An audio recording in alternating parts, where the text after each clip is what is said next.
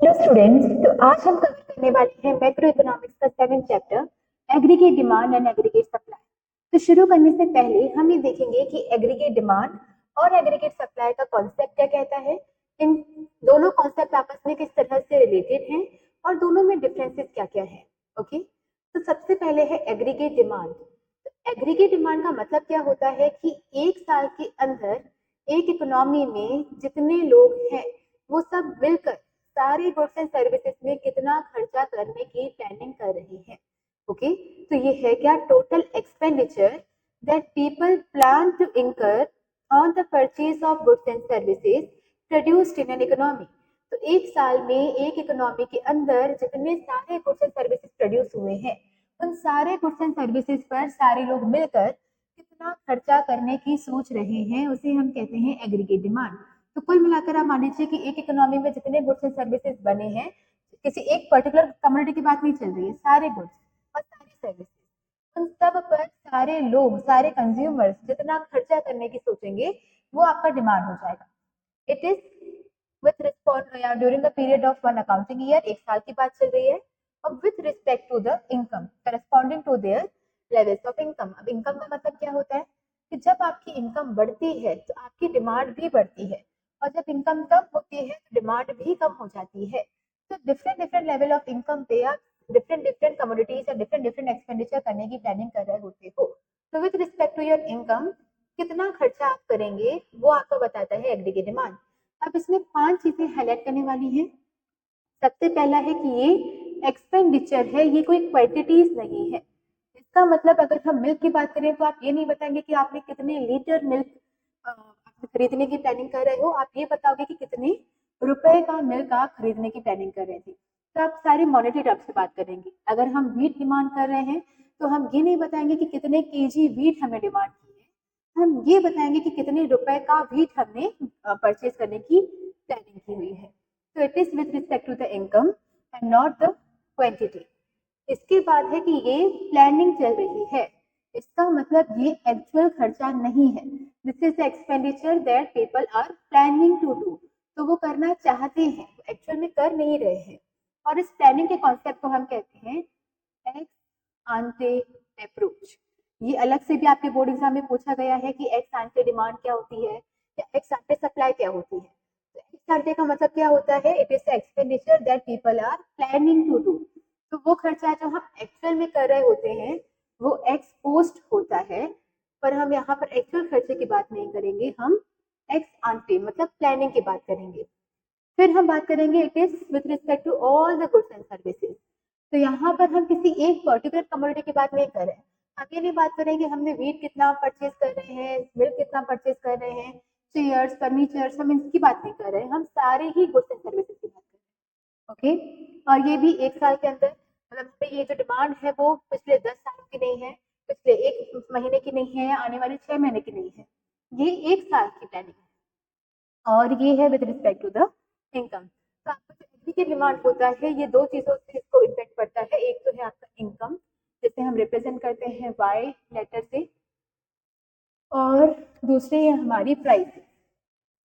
तो इस पूरे चैप्टर में हम जिस एग्रीगेट डिमांड की बात करेंगे वो किस पर डिपेंडेंट है, इनकम पर, ना कि प्राइस पर। तो इसको अगर हम समअप करें तो it is the expenditure that people are planning to incur on all the goods and services that are produced in an economy during the period of one accounting year with respect to the income.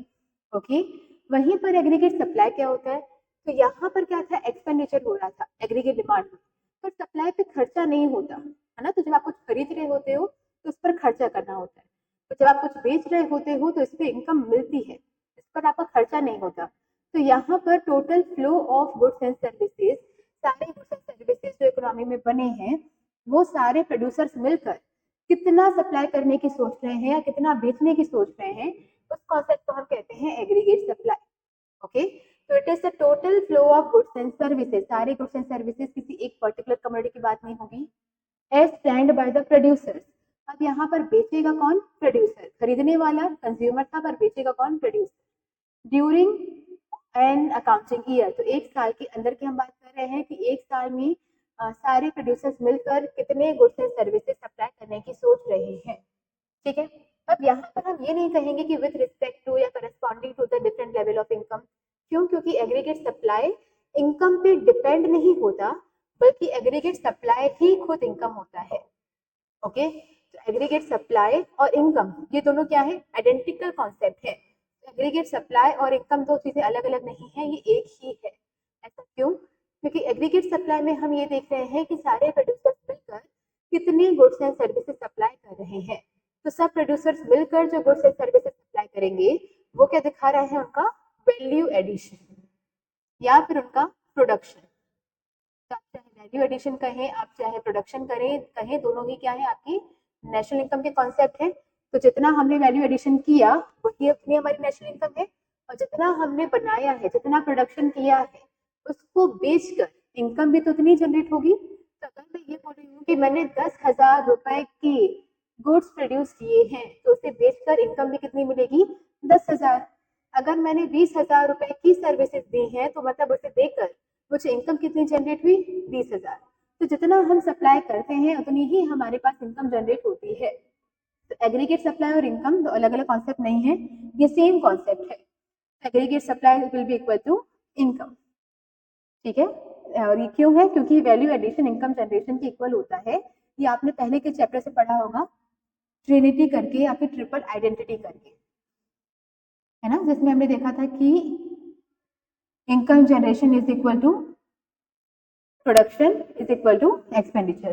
तो ये आपका क्या हो जाएगा? Triple identity या फिर Trinity.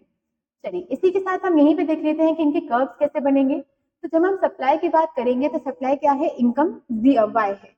आपकी जो इनकम होती है वो शुरू होती है 0 से, ओके, और फिर ये इंक्रीज होती जाती है। तो अगर हम यहाँ पर दिखाएं y, मतलब यहाँ पर हम दिखाएं, वैसे तो नेशनल इनकम मैक्रो की बात कर रहे हैं, तो एक इंसान की इनकम नहीं है, वो पूरे नेशन की इनकम है। और पूरे नेशन की इनकम को हम किससे बताते हैं? जीडीपी।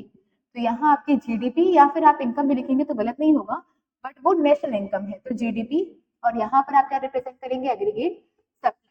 अब हमने अभी देखा कि दोनों कॉन्सेप्ट सेम है, मतलब जितनी इनकम है उतनी ही एग्रीगेट सप्लाई होगी। तो ये जो आपने कर्व बनाया है वही एग्रीगेट सप्लाई है, वही इनकम है। और क्योंकि दोनों सेम है, इसकी वजह से जो ये कर्व बनता है वो 45 डिग्री का ही बनता है हमेशा। ठीक है, अब जो इनकम है वो 0 से शुरू हो सकती है। ऐसा पॉसिबल हो सकता है कि कोई पर्सन कुछ इनकम अर्न ही ना करे क्योंकि वो अनएम्प्लॉयड है, लेकिन ऐसा कभी नहीं होगा कि डिमांड 0 हो जाए। तो अगर आप कुछ नहीं भी कमा रहे हैं तो जिंदा रहने के लिए कुछ बेसिक कंजम्पशन आपको करना पड़ेगा। इसका मतलब आपकी डिमांड 0 नहीं हो सकती। तो ऐसे लोग जो बेरोजगार होते हैं, जो नहीं कमाते हैं, वो भी कंजम्पशन तो करते हैं, कुछ खाना पीना तो वो खाएंगे ही, तो इसकी वजह से कुछ ना कुछ तो कंजम्पशन वो कर रहे होंगे।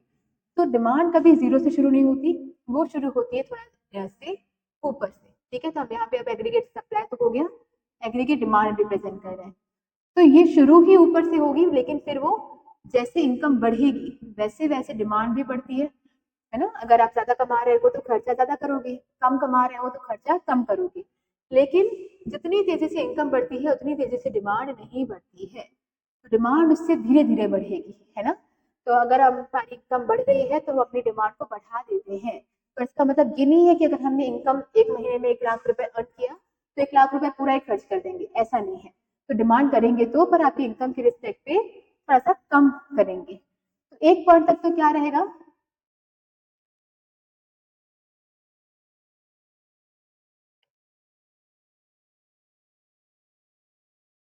तो एक पॉइंट तक तो क्या रहेगा कि आपकी जो डिमांड है वो इनकम से ज्यादा है, तो ये आपकी डिमांड है और ये आपकी इनकम या फिर सप्लाई है। तो एक पॉइंट तक तो क्या हो रहा है कि आपकी जो डिमांड है वो ज्यादा है, इनकम कम है, तो आपका खर्चा ज्यादा है, आप कमा कम रहे हो। तो इसका मतलब क्या है कि ये चीज क्या दिखा रही होगी? आपकी डिस सेविंग दिखा रही है। इसका मतलब आप खुद इमेजिन करिए कि अगर आप कमा नहीं रहे हैं, आप स्पेंड ज्यादा कर रहे हैं। आपने अर्न किया 10,000 पर आपने स्पेंड कर दिया 12,000, तो एक्स्ट्रा 2,000 कहाँ से आएंगे? आपने अपनी पुरानी सेविंग्स को यूज किया होगा। तो यहाँ पर हम क्या कर रहे होते हैं? Dissaving. और वो पॉइंट जहाँ पर आप कमा ज्यादा रहे हैं, मतलब 12,000 कमा रहे हैं, खर्चा है 10,000, तो जो डिफरेंस है 2,000 का, वो क्या कर रहे होंगे आप? सेविंग चल रही होगी। तो यहाँ पर हमारी सेविंग चलती है और ये पोर्शन है डिस सेविंग का। ओके, तो चलिए इसके बाद हमारा नेक्स्ट टॉपिक है कि एग्रीगेट डिमांड का शेड्यूल क्या होता है, एग्रीगेट डिमांड कर्व क्या होता है और इनकम और एग्रीगेट डिमांड के बीच में क्या रिलेशनशिप होता है।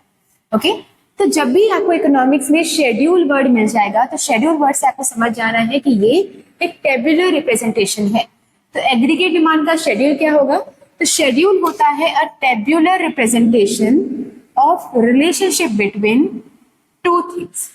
तो जब भी किसी का शेड्यूल आएगा तो इतना तो आप कॉपी करेंगे ही कि टेब्यूलर रिप्रेजेंटेशन होता है, मतलब जब किसी दो चीजों की रिलेशनशिप हो आप टेबल के फॉर्मेट में रिप्रेजेंट करते हैं तो जो स्ट्रक्चर बनता है उसे हम शेड्यूल कहते हैं। तो ये टेब्यूलर रिप्रेजेंटेशन है of relationship between income and aggregate demand. तो इन दो चीजों की बीच के रिलेशनशिप को हम कहते हैं एग्रीगेट डिमांड शेड्यूल। तो ये इनकम और एग्रीगेट डिमांड के बीच में रिलेशन बताती है कि अगर हमारी इनकम बढ़ रही है तो उसके रिस्पेक्ट में एग्रीगेट डिमांड कैसे रिएक्ट करेगी। तो हम इनकम के सारे पॉसिबल पैरामीटर्स लेके देख लेते हैं। अगर इनकम जीरो है, कुछ नहीं कमा रहे हैं तो क्या होगा, और फिर अगर हमारी इनकम बढ़ती जा रही है तो क्या होगा। तो अगर हमारी इनकम जीरो है तो एग्रीगेट डिमांड जीरो नहीं होती है, ठीक है, क्योंकि अगर आपको एग्रीगेट डिमांड का मतलब क्या होता है कि जितना आप खरीदना चाह रहे हैं। अगर आप कुछ नहीं भी कमा रहे हैं तो भी आपको कुछ बेसिक नेसेसिटीज वाले सामान चाहिए ही होंगे, जैसे रोटी, कपड़ा, मकान, कुछ तो चीजें आपको चाहिए आपके बेसिक सर्वाइवल के लिए।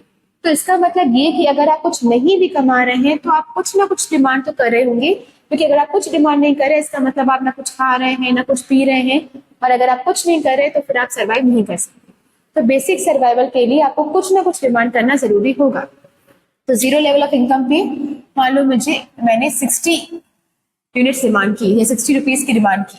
जब मेरी इनकम बढ़ गई 100 हो गई तो मैंने अपनी डिमांड को भी बढ़ाया होगा। फिर मेरी इनकम और बढ़ी तो मैंने अपनी डिमांड को और बढ़ाया होगा। फिर इनकम बढ़ी तो फिर मैंने डिमांड को और बढ़ाया और बढ़ाया, ठीक है। तो यहाँ पे आपको क्या दिख रहा है कि जैसे जैसे इनकम बढ़ती जा रही है डिमांड भी बढ़ रहा है। जब जीरो था इनकम तब कुछ ना कुछ डिमांड था, लेकिन उसके बाद जैसे जैसे इनकम बढ़ी है आपका डिमांड वैसे वैसे बढ़ा है। लेकिन एक पॉइंट तक तो आपकी इनकम कम थी, डिमांड ज्यादा हो रही थी। तो मतलब इस पोर्शन तक आप डिस सेविंग कर रहे होंगे। डिस सेविंग का मतलब क्या होता है कि जब आप कमा नहीं रहे पर आप खर्चा कर रहे हैं तो अपनी सेविंग से पैसा निकाल रहे होंगे। इस पॉइंट पर जहां पर आपने जितना कमाया पूरा ही आपने स्पेंड कर दिया, तो यहाँ पे no saving no dissaving, ना तो आपने कुछ बचाया ना तो बचे हुए पैसे को इस्तेमाल किया। जब आपकी इनकम ज्यादा हो गई है और उसके बाद डिमांड आपकी कम हो गई है तो इस वाले फेज में आपने सेविंग शुरू कर दी होगी। तो आप कमा ज्यादा रहे हैं पर आप खर्चा कम कर रहे हैं, इसका मतलब बचा हुआ पैसा आप सेव कर रहे हैं। तो कुछ फेज तक डिस सेविंग होती है, उसके बाद ना सेविंग होती है ना डिस सेविंग होती है, और उसके बाद फिर सेविंग होना स्टार्ट हो जाती है। इसका मतलब इनकम के बढ़ने से एग्रीगेट डिमांड बढ़ तो रही है, पर जिस अमाउंट से इनकम बढ़ रही है उस अमाउंट से एग्रीगेट डिमांड नहीं बढ़ रही है। तो इनकम के बढ़ने का जो रेट होगा वो फास्ट होगा, एग्रीगेट डिमांड बढ़ेगी उसके साथ पर धीरे धीरे बढ़ेगी, उतना नहीं बढ़ेगी। इन दोनों का बीच का डिफरेंस आपका सेविंग दिखाएगा। चलिए, तो इसको अगर हमने टेबल के फॉर्मेट में प्रेजेंट किया तो ये बन गया एग्रीगेट डिमांड शेड्यूल। इसी को ही अगर आप कर्व में बनाएंगे तो कर्व कैसा बनेगा, तो यहाँ पर जो हमारी इनकम होती है वो जीरो से शुरू हो सकती है। तो ये जीरो से शुरू होगी और उसके बाद ये पॉजिटिव जाएगी, मतलब अपवर्ड स्लोपिंग होगा। तो पहले जीरो थी, उसके बाद ये फिर बढ़ी बढ़ी बढ़ी बढ़ी और बढ़ गई। इसके बाद जब हम एग्रीगेट डिमांड को देखेंगे तो एग्रीगेट डिमांड कभी जीरो से शुरू नहीं होता, कुछ ना कुछ बेसिक अमाउंट आपके पास रहेगा ही, मतलब बेसिक सर्वाइवल के लिए कुछ ना कुछ आपको डिमांड करना ही पड़ेगा। तो ये जीरो से स्टार्ट ना होकर ये थोड़ा ऊपर से शुरू होगा। फिर जैसे इनकम बढ़ती जा रही है तो आपका एग्रीगेट डिमांड भी बढ़ेगा, पर जिस रेट से इनकम बढ़ा उस रेट से नहीं बढ़ेगा। ओके, थोड़ा सा धीरे स्लो रेट से बढ़ेगा। तो ये है आपकी इनकम को हम रिप्रेजेंट करते हैं वाई से। ये है आपकी एग्रीगेट डिमांड। ओके, अब जहां तक मतलब इस पॉइंट तक जहां पर एग्रीगेट डिमांड ज्यादा है और इनकम कम है, मतलब इस पॉइंट के पहले तक जहां पर एग्रीगेट डिमांड ज्यादा है और इनकम कम है, तो यहाँ पर ये हो रहा होगा डिस सेविंग, जहां पर आप अपनी सेविंग को यूज कर रहे हैं। ये पॉइंट जहां पर जितना आपने कमाया उतना आपने स्पेंड कर दिया, एग्रीगेट डिमांड कर दिया, यहाँ पर no saving no dissaving. और इस पॉइंट के बाद से जब इनकम ऊपर है और एग्रीगेट डिमांड नीचे है, यहाँ पर हो रही होगी सेविंग। तो इसी को ही जब आप ग्राफ के थ्रू रिप्रेजेंट करेंगे तो इसे हम कहते हैं एग्रीगेट डिमांड कर्व। तो एग्रीगेट डिमांड कर्व क्या है? Graphical representation of relationship between income and aggregate demand. Okay, फिर अगर आप इनके रिलेशनशिप को देखेंगे कि इनकम और एग्रीगेट डिमांड के बीच का रिलेशनशिप कैसा रहा है, तो आप पहला पॉइंट लिखेंगे, जीरो लेवल ऑफ इनकम में भी कुछ बेसिक एग्रीगेट डिमांड होती है जिसे हम कहते हैं ऑटोनॉमस डिमांड या फिर ऑटोनॉमस कंजम्पशन। तो अगर आपकी इनकम जीरो भी है तो उस पॉइंट पर भी एग्रीगेट डिमांड कुछ ना कुछ रहती है जिसे हम कहते हैं ऑटोनॉमस डिमांड या ऑटोनॉमस इनकम कंजम्पशन। इसके बाद होता है कि दोनों के बीच में पॉजिटिव रिलेशन होता है। जब इनकम जीरो थी तो डिमांड कुछ ना कुछ थी, लेकिन इसके बाद जैसे जैसे इनकम बढ़ेगी आपकी डिमांड भी बढ़ेगी। इनकम कम होगी तो डिमांड कम हो जाएगी। इसका मतलब दोनों में पॉजिटिव रिलेशन होता है। इसके बाद रेट ऑफ इंक्रीज ज्यादा होगा इनकम का in comparison to the aggregate demand. तो इनकम ज्यादा तेजी से बढ़ेगी, एग्रीगेट डिमांड थोड़ा सा कम तेजी से बढ़ेगा। तो ये क्या होता है कि यहाँ पे इसका इनकम का इंक्रीज होने का rate will be faster than the rate of increase in the aggregate demand. ठीक है, इसका मतलब जब तक तो इनकम ऊपर है एग्रीगेट डिमांड, जब तक तो एग्रीगेट डिमांड ऊपर है इनकम नीचे है, तब तक आपकी डिस सेविंग हो रही होगी। जहां पे दोनों पॉइंट इंटरसेक्ट कर लिए वहां पे no saving no dish saving.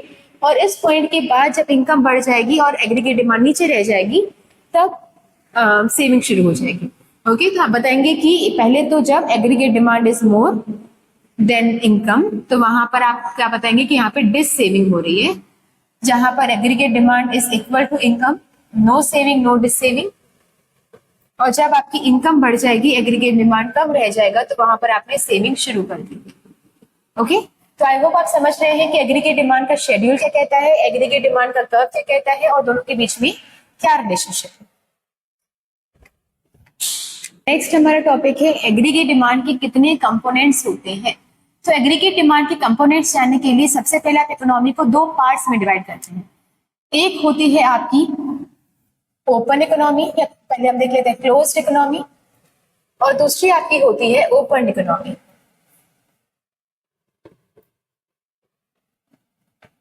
Open closed economy का मतलब क्या होता है? ऐसी इकोनॉमी जिसका आउटर वर्ल्ड के साथ कोई लेना देना ना हो। आउटर वर्ल्ड का मतलब है किसी दूसरे कंट्रीज के साथ लेना देना ना हो। तो ऐसी इकोनॉमी जो सिर्फ अपने अंदर ही लेन देन करती है, अपने अंदर का सामान ही परचेज करती है, मतलब वो सामान जो इस बाउंड्रीज के अंदर बना हुआ है सिर्फ उन्हीं सामान को परचेज करती है, या उसे वहीं पर आप सामान बेचते हैं। आप ना बाहर कुछ बेचते हैं, ना एक्सपोर्ट करते हैं, ना इम्पोर्ट करते हैं। तो ऐसी इकोनॉमी जिसका दूसरे कंट्रीज के साथ कोई रिलेशन ना हो उसे हम कहते हैं क्लोज्ड इकोनॉमी। और ऐसी इकोनॉमी जिसका दूसरी कंट्रीज के साथ कुछ लेना देना हो, मतलब दूसरी कंट्रीज के साथ इनका कुछ रिलेशनशिप हो, उसे हम कहते हैं ओपन इकोनॉमी। मतलब इसके एक्सपोर्ट भी हो रहे होंगे और इसके इंपोर्ट भी हो रहे होंगे, दोनों हो रहे हैं। तो ये एक्सपोर्ट भी करता है और यहाँ पर इंपोर्ट भी आता है। तो ऐसी इकोनॉमी जिसका कोई रिलेशन नहीं है विद द अदर कंट्रीज वो क्लोज्ड है, और जिनका कुछ रिलेशन है विद द अदर कंट्रीज वो ओपन है। अब जब हम क्लोज्ड इकोनॉमी के बारे में बात करते हैं तो यहाँ पर अगेन आप दो क्लासिफिकेशन करेंगे। सबसे पहले आप दिखाएंगे कि ये 2 सेक्टर इकोनॉमी है या ये 3 सेक्टर इकोनॉमी है। तो 2 सेक्टर इकोनॉमी में दो लोग आते हैं, 2 सेक्टर्स आते हैं। एक आपका हो जाता है हाउस होल्ड, एक आपका हो जाता है फर्म। ठीक है, तो अगर आपने फर्स्ट चैप्टर में पढ़ा होगा कि हमारी इकोनॉमी में 4 तरह के सेक्टर होते हैं। एक होता है हाउस होल्ड जो कि सारे फैक्टर्स ऑफ प्रोडक्शन का ओनर होता है। दूसरी होती है फर्म जो हाउस होल्ड का फैक्टर्स ऑफ प्रोडक्शन को यूज करके उनसे फिर गुड्स एंड सर्विसेज प्रोड्यूस करता है और फिर उन गुड्स एंड सर्विसेज को सेल करता है टू द हाउस होल्ड। तीसरा सेक्टर होता है गवर्नमेंट सेक्टर, वो गवर्नमेंट सेक्टर जो कि डिपेंड होती है दोनों सेक्टर्स के ऊपर, house hold and firm, for the collection of taxes, और फिर वो उनको प्रोवाइड करती है लॉ एंड ऑर्डर के सर्विसेज या फिर सब्सिडीज वगैरह। और फिर चौथा सेक्टर होता है एक्सटर्नल सेक्टर जिसका मतलब होता है एक्सपोर्ट और इम्पोर्ट करना, मतलब relations with the other countries. तो हमारे 4 तरह के सेक्टर्स होते हैं। क्लोज्ड इकोनॉमी में या तो हम 2 सेक्टर के बारे में पढ़ रहे होंगे या तो हम 3 सेक्टर के बारे में पढ़ रहे होंगे। अगर हम 2 सेक्टर के बारे में पढ़ रहे हैं तो वो 2 सेक्टर हो जाते हैं, पहला हाउस होल्ड और दूसरा फर्म। तो हाउस होल्ड जब एग्रीगेट डिमांड करती है तो हाउस होल्ड का जो भी खर्चा होता है on all the goods and services उसे हम कहते हैं कंजम्पशन एक्सपेंडिचर। तो वही खर्चा मतलब एग्रीगेट डिमांड का मतलब क्या होता है, सारी गुड्स एंड सर्विसेज पर खर्चा करना। तो सारे गुड्स एंड सर्विसेज पर जब कोई हाउस होल्ड खर्चा करता है तो उसे हम कहते हैं कंजम्पशन एक्सपेंडिचर। और जब उन्हीं गुड्स एंड सर्विसेज पे कोई फर्म खर्चा करती है तो उसे हम कहते हैं इन्वेस्टमेंट एक्सपेंडिचर। तो हाउस होल्ड करेगा तो कंजम्पशन एक्सपेंडिचर, फर्म करेगी तो इन्वेस्टमेंट एक्सपेंडिचर। इसका मतलब टू सेक्टर इकोनॉमी में AD will always be equal to C plus I. C का मतलब है कंजम्पशन एक्सपेंडिचर, आई का मतलब है इन्वेस्टमेंट एक्सपेंडिचर। अगर आप क्लोज्ड इकोनॉमी में 3 सेक्टर की बात करेंगे तो 3 सेक्टर हो जाएंगे, पहला हाउस होल्ड, दूसरा फर्म, तीसरा गवर्नमेंट। जिसमें हाउस होल्ड क्या बताएंगे कि वो अगर सारे गुड्स एंड सर्विसेज पर खर्चा अगर हाउस होल्ड कर रहा है तो उसे हम कहेंगे कंजम्पशन एक्सपेंडिचर। अगर उन सारे गुड्स एंड सर्विसेज पे खर्चा फर्म कर रही है तो उसे हम कहेंगे इन्वेस्टमेंट एक्सपेंडिचर। और उन सारे गुड्स एंड सर्विस पर खर्चा अगर गवर्नमेंट कर रही है तो उसे हम कहेंगे government expenditure.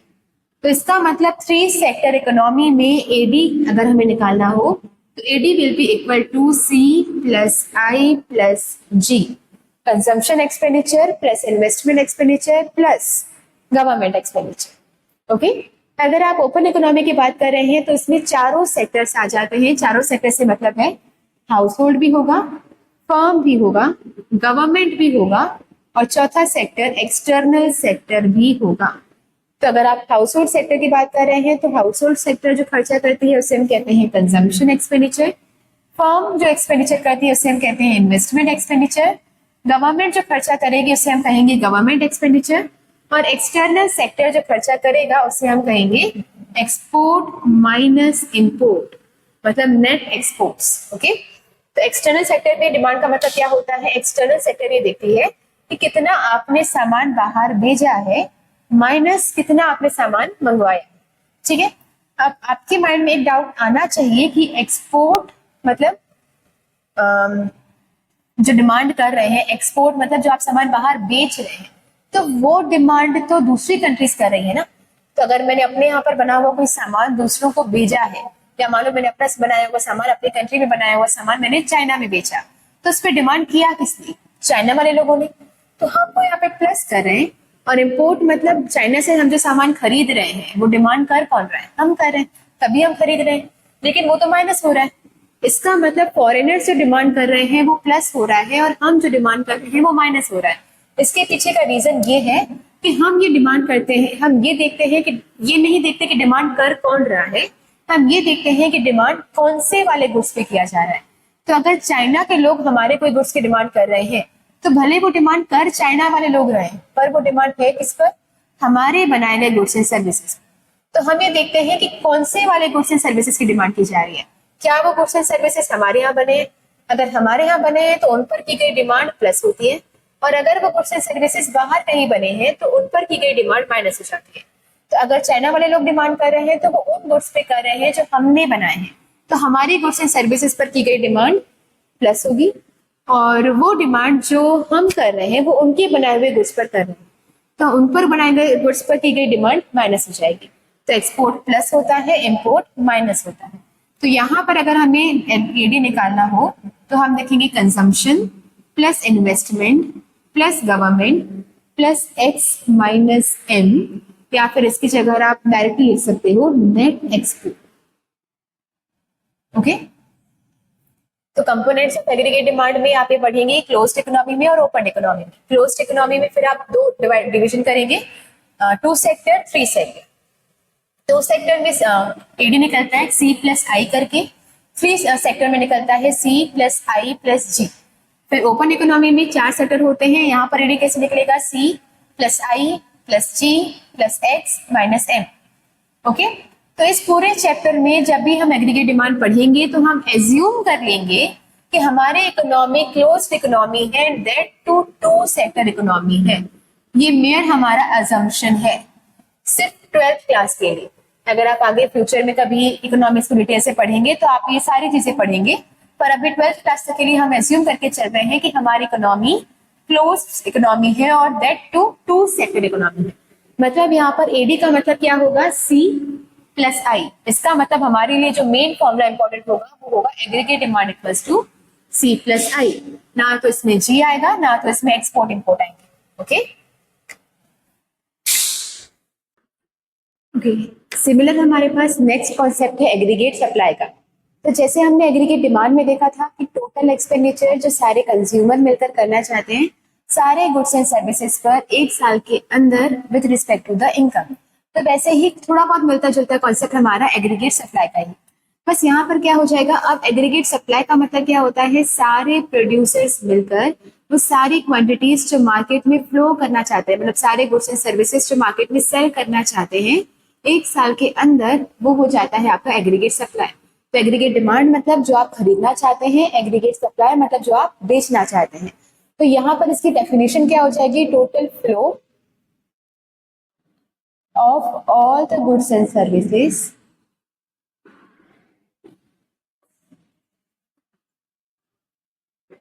that all the producers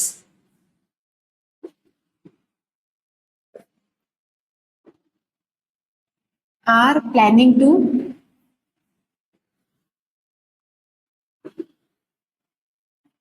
supply in an accounting year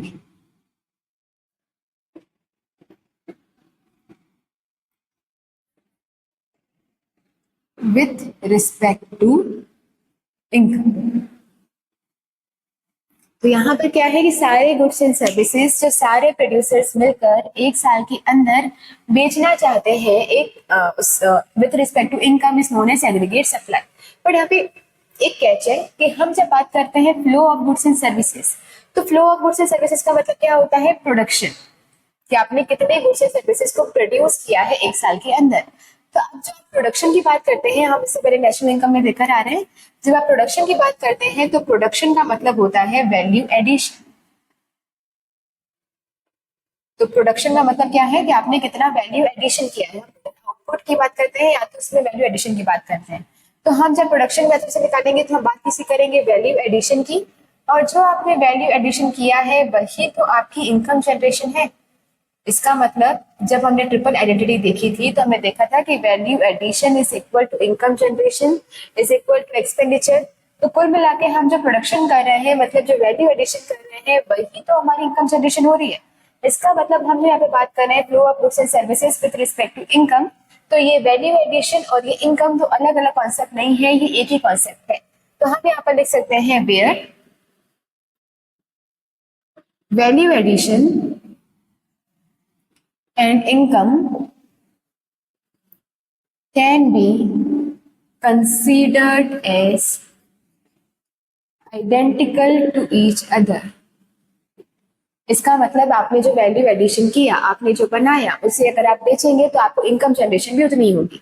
for example, अगर मैं ये बोल रही हूँ कि मैंने कुल मिला के इस महीने में 20,000 का सामान बनाया है, तो अगर मैंने 20,000 का सामान बनाया है तो उसे बेचकर मुझे मिलेगा भी कितना, 20,000। अगर मैंने 2 लाख का सामान बनाया होता तो उसे बेचकर मुझे मिलता कितना, 2 लाख। तो हम जो वैल्यू एडिशन है वो ऑलरेडी हम मनी टर्म्स में पढ़ रहे हैं, हम उसकी फिजिकल क्वांटिटीज की बात नहीं कर रहे। मैं ये नहीं बोल रही कि मैंने 5 किलो बनाया है कि 10 लीटर बनाया है, मैं ये बोल रही हूँ कि मैंने 20,000 का बनाया है। तो 20,000 का मतलब मनी वैल्यू, उसे बेचूंगी तो मुझे मिलेंगे भी कितने, 20,000। इसका मतलब यहाँ पर वैल्यू एडिशन और इनकम तो अलग अलग कॉन्सेप्ट ना होकर ये एक सेम आइडेंटिकल कॉन्सेप्ट है। अब अगेन जब आप बात करेंगे एग्रीगेट सप्लाई के शेड्यूल की, तो एग्रीगेट सप्लाई शेड्यूल हमने पहले भी देखा था। शेड्यूल का मतलब होता है रिलेशनशिप प्रेजेंट करना टेबल के फॉर्मेट में।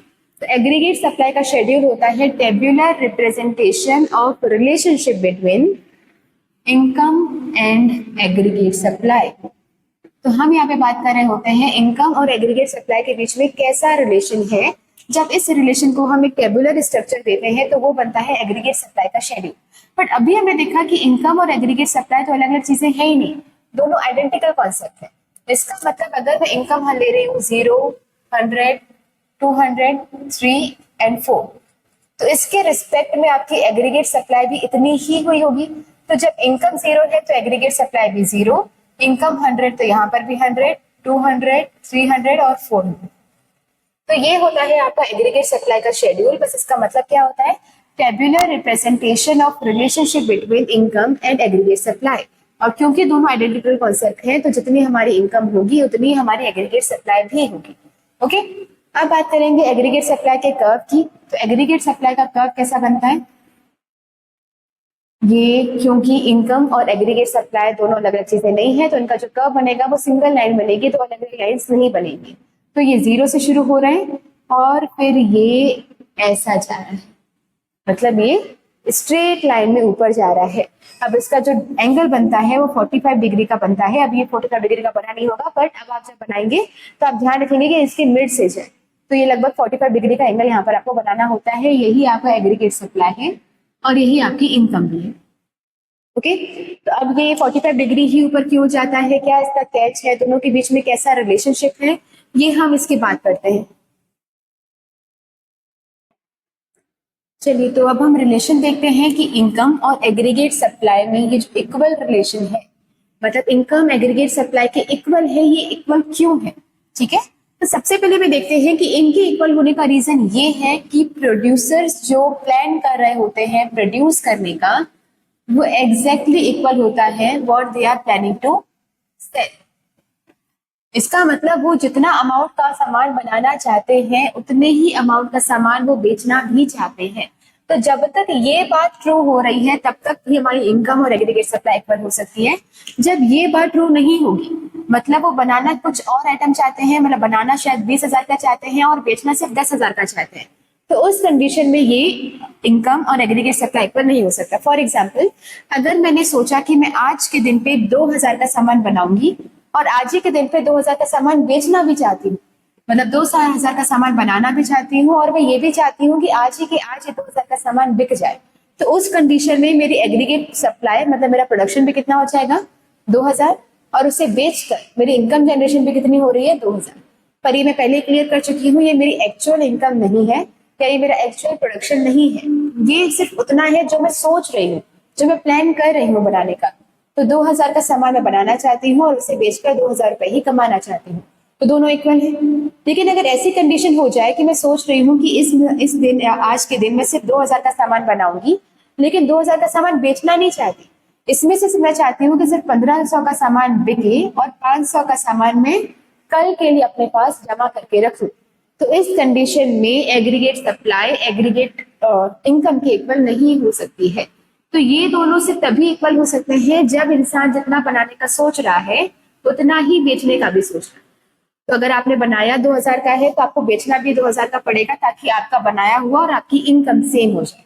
लेकिन अगर आपने बनाया ज्यादा है और आप ज्यादा बेचना नहीं चाहते हैं, तो उस कंडीशन में आपकी इनकम आपकी एग्रीगेट सप्लाई के इक्वल नहीं हो सकती है। तो हम क्या मान के चल रहे हैं कि एक प्रोड्यूसर जो जितना बनाने का सोच रहा है उतना ही बेचने का भी सोच रहा है। अब हम ऐसा क्यों सोच रहे हैं कि एक प्रोड्यूसर जितना बनाने का सोचता है उतना ही बेचने का भी सोचता है, क्योंकि हमारी इकोनॉमी में एक्सेस कैपेसिटी है। एक्सेस कैपेसिटी होने का मतलब ये है कि हर एक प्रोड्यूसर हमारी इकोनॉमी में जितना आज बना रहा है उससे कई गुना ज्यादा उसके पास कैपेसिटी है बनाने की। तो अगर मैं आज के दिन सिर्फ 2,000 यूनिट बना पा रही हूँ, तो इसका मतलब ये नहीं है कि मैं सिर्फ 2,000 ही बना सकती हूँ, मैं बना तो शायद 2 लाख भी सकती हूँ, पर मैं बना नहीं रही हूँ क्योंकि मेरे इकोनॉमी में डिमांड नहीं है। अगर लोग मेरे पास खरीदने के लिए आएंगे नहीं तो मैं ज्यादा बनाऊंगी नहीं। पर जिस दिन लोग ज्यादा डिमांड करने लग जाएंगे, जब लोग 20,000 का ऑर्डर प्लेस करवाने लग जाएंगे, 2 लाख का ऑर्डर प्लेस करवाने लग जाएंगे, तो मैं उस हिसाब से अपने सारी मशीनरीज वगैरह लूंगी, लेबर्स को एम्प्लॉय करूंगी और फिर ज्यादा प्रोडक्शन करना शुरू कर दूंगी। मतलब मेरे पास कैपेसिटी ज्यादा है, लेकिन मैं उसे अभी यूटिलाइज नहीं कर रही हूँ क्योंकि मार्केट में डिमांड कम है। जिस दिन डिमांड बढ़ेगी मैं अपनी कैपेसिटी को बढ़ा दूंगी। इसका मतलब ये होता है कि मैंने जब सोचा कि मैं 1,000 बनाऊंगी और मैं बेचना भी चाहती हूँ 1,000, तो ये इसलिए है क्योंकि मुझे कल की कोई चिंता नहीं है। मुझे पता है कि अगले दिन जब दोबारा 1,000 का ऑर्डर आएगा तो मैं अगले दिन फिर से 1,000 बना सकती हूँ। इसका मतलब मेरे पास कैपेसिटी पूरी है। कल को अगर 2,000 का ऑर्डर आ गया तो मैं 2,000 भी बना के दे दूंगी। ओके, तो अगर मेरे पास एक्सेस कैपेसिटी है तो मुझे कल की फिक्र करनी नहीं पड़ती है, और जब कल की फिक्र नहीं करनी पड़ेगी तो मैं कल के लिए कुछ सामान बचा कर नहीं रखूंगी।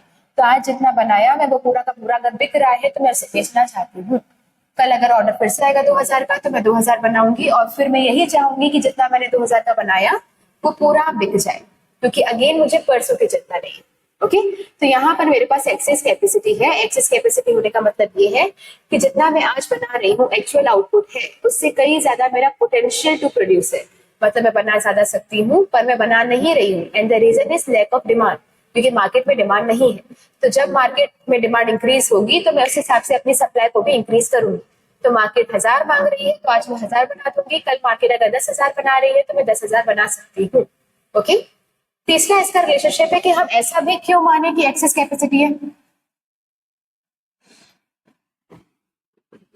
हम ऐसे कैसे कह सकते हैं कि मार्केट में एक्सेस कैपेसिटी है, हो सकता है कि एक्सेस कैपेसिटी ना भी हो। तो एक्सेस कैपेसिटी हम इसलिए मान सकते हैं क्योंकि कीनेस का ये बेसिक अजम्पशन है।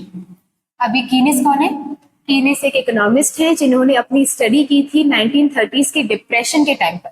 तो डिप्रेशन के टाइम पर उन्होंने अपनी स्टडीज की थी उन इकोनॉमिक्स की जिस इकोनॉमी में सीवियर अनएम्प्लॉयमेंट थी। तो इन्होंने अपनी स्टडी की थी डिप्रेशन के पीरियड में, डिप्रेशन 1930s वाला। तो 1930s में जो डिप्रेशन आया था उस टाइम पर उन्होंने अपनी स्टडी की थी उन इकोनॉमीज के बारे में जहां पर बहुत ज्यादा अनएम्प्लॉयमेंट है। तो वहां पर इन्होंने एक एजम्पशन लगाया था, मतलब वहां पर उन्होंने अपनी स्टडी में बताया था कि ऐसी इकोनॉमीज जहां पे बहुत ज्यादा अनएम्प्लॉयमेंट होता है, मतलब बहुत सारे लोग हैं जो काम कर सकते हैं पर उन्हें काम नहीं दिया जा रहा।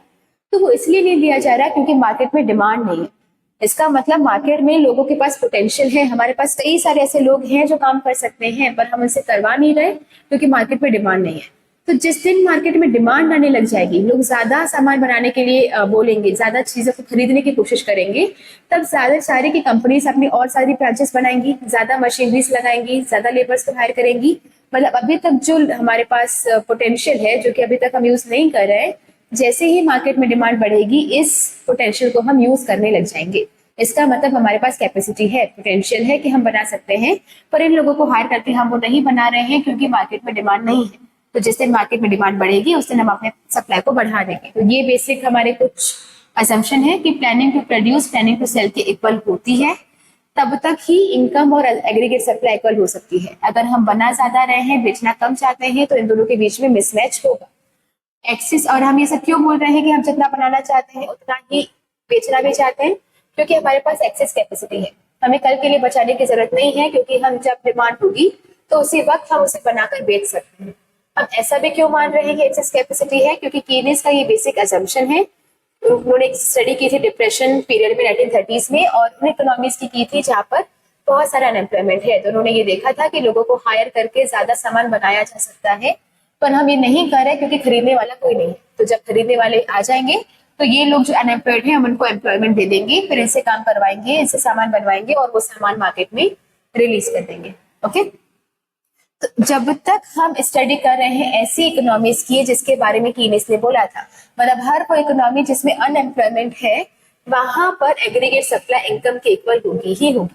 और अगर वहां पर अनएम्प्लॉयमेंट नहीं है, सारे ऑलरेडी फुल एम्प्लॉयमेंट लेवल पर आ चुके हो, तो अगर फुल लेवल एम्प्लॉयमेंट लेवल पर आ चुके हो तो आपके पास अब एक्सेस कैपेसिटी नहीं बची। एक्सेस कैपेसिटी नहीं बची तो आपको कल की चिंता करनी पड़ेगी, क्योंकि अब आपको पता नहीं कि आप कल बना पाओगे कि नहीं बना पाओगे।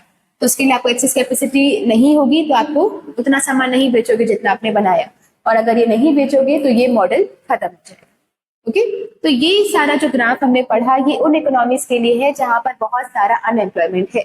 तो वहां पर आपको ये जो कर्व बनेगा वो 45 डिग्री का बनेगा। 45 डिग्री के होने का मतलब ये कि जहां जहां आपकी डिमांड बढ़ेगी वहां वहां आपकी एग्रीगेट सप्लाई अपने आप को एडजस्ट करेगी।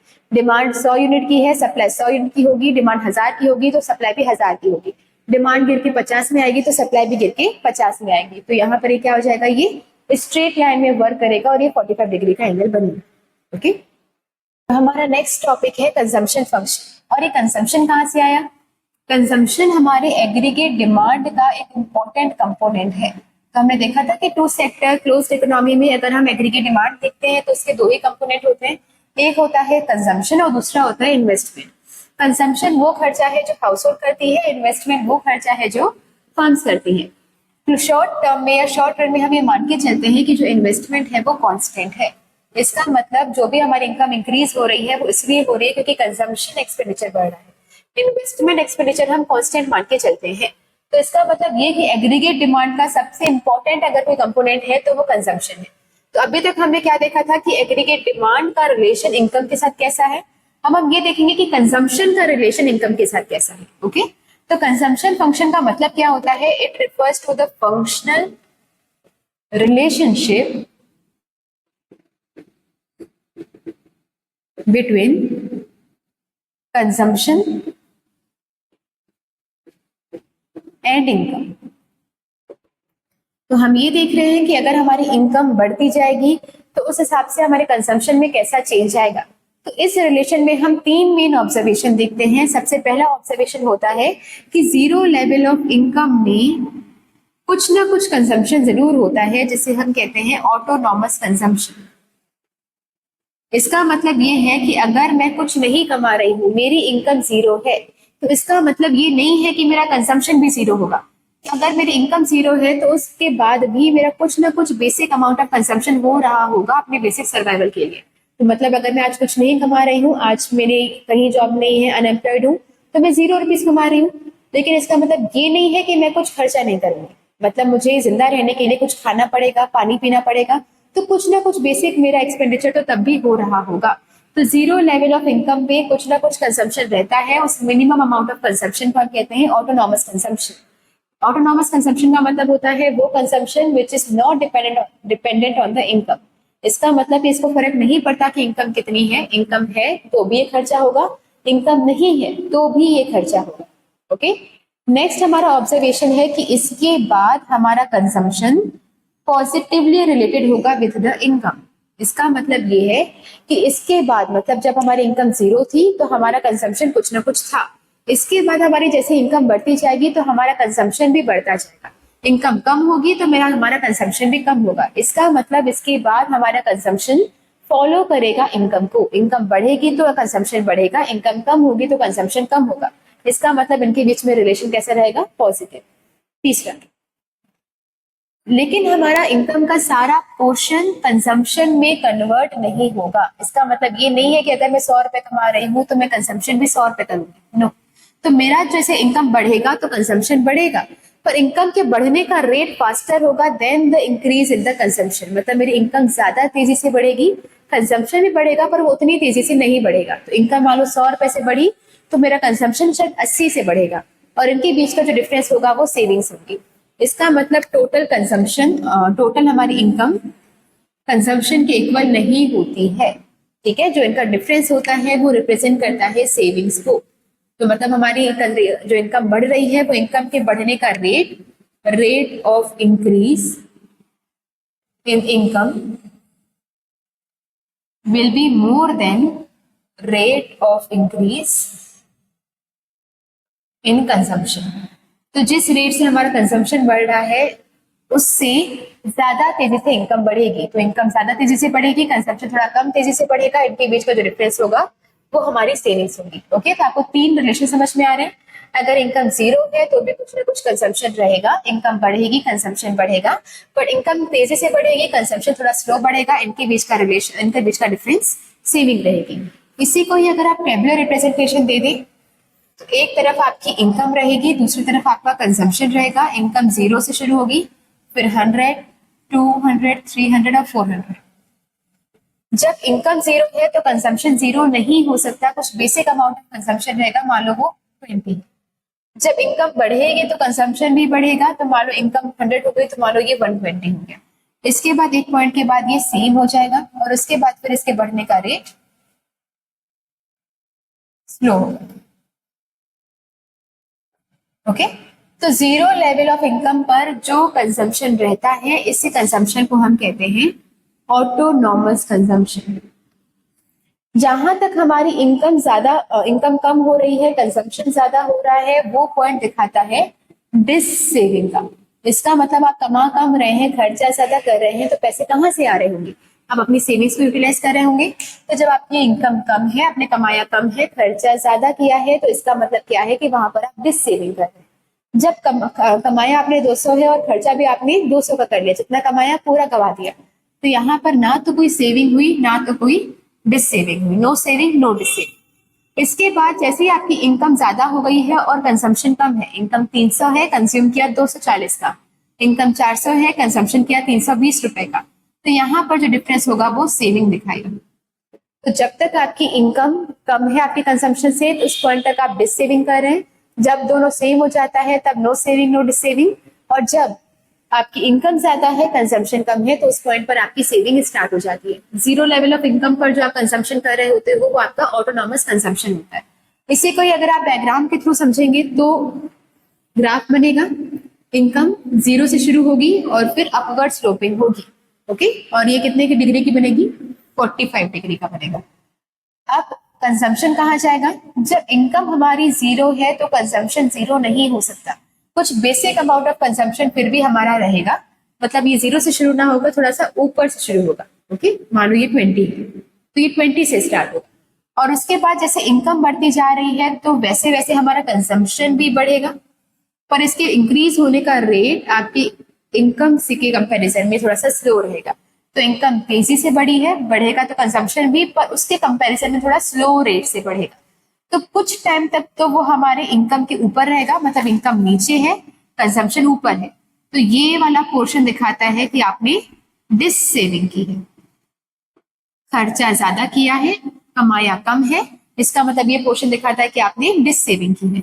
जहां पर इनकम और कंजम्पशन दोनों इक्वल हो जाते हैं वो पॉइंट दिखाता है no saving no dissaving, और उस पॉइंट के बाद जब इनकम ऊपर है कंजम्पशन नीचे है तो ये वाला पोर्शन दिखाता है कि आपने सेविंग की है। ओके, तो सेम में आप ये तीनों रिलेशन बताएंगे। अगर आप कंजम्पशन फंक्शन भी समझा रहे हैं तो इनका रिलेशन बताएंगे कि जीरो लेवल ऑफ इनकम पे कुछ ना कुछ कंजम्पशन रहता है, जिसे हम कहते हैं ऑटोनॉमस कंजम्पशन, पॉजिटिवली रिलेटेड रहेगा। आपका कुछ पोर्शन ऐसा बचा रहेगा जो सेविंग होगी, मतलब जिस रेट से आपका इनकम बढ़ रहा है उस रेट से आपका कंजम्पशन नहीं बढ़ेगा। सेम यहाँ पर भी आप बताएंगे कि जीरो लेवल ऑफ इनकम पे 20 कंजम्पशन था तो 20 इज ऑटोनॉमस कंजम्पशन, जैसे जैसे इनकम बढ़ी वैसे हमारा कंजम्पशन भी बढ़ा, which represent the positive relation. But the rate of increase in income was more than the rate of increase in the consumption and the difference represent saving. Okay, similarly यहाँ पर भी आप बताएंगे कि इनकम जीरो से start हुई, consumption 20 से, autonomous consumption, कुछ पॉइंट तक आपकी इनकम ज्यादा, आपकी कंजम्पशन ज्यादा था और इनकम कम थी, वो दिखा रहा है डिस सेविंग। जब दोनों इक्वल है no saving no dissaving, और जब इनकम ज्यादा है कंजम्पशन कम है तब आपने सेविंग करना स्टार्ट कर दिया।